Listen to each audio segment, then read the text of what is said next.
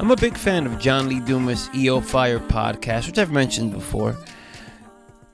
Mr. Dumas asks all of his guests which book they recommend, normally at the end of the podcast. And the book that is most frequently recommended is Think and Grow Rich by Napoleon Hill. I finally got around to reading this book.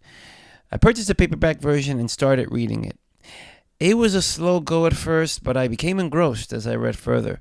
My initial thought, this was written in the 1930s. Is this information still relevant? And I can say with a resounding yes, it absolutely is.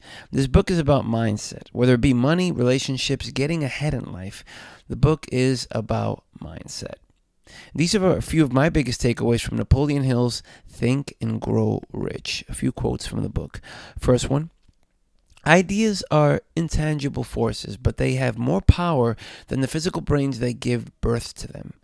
They have the power to live on after the brain that creates them has returned to dust. That's on page 80. I guess that could be applied to this book, right? Next quote is overcaution. The person who takes no chance generally has to take whatever is left when others are through choosing. Overcaution is as bad as undercaution. Both are extremes to be guarded against. Life itself is filled with the element of chance. That's on page 103. The next one. If you're influenced by the opinions of others, you will have no desire of your own. That's on page 120. The next one. Weak desires bring weak results. That's on page 132. I think I heard on a podcast one time, vague desires bring vague results. Something very similar. The final quote that I have here, the final takeaway, is anybody can wish for riches, and most people do, but only a few know that a definite plan for wealth are the dependable means of accumulating wealth. That's on page 184.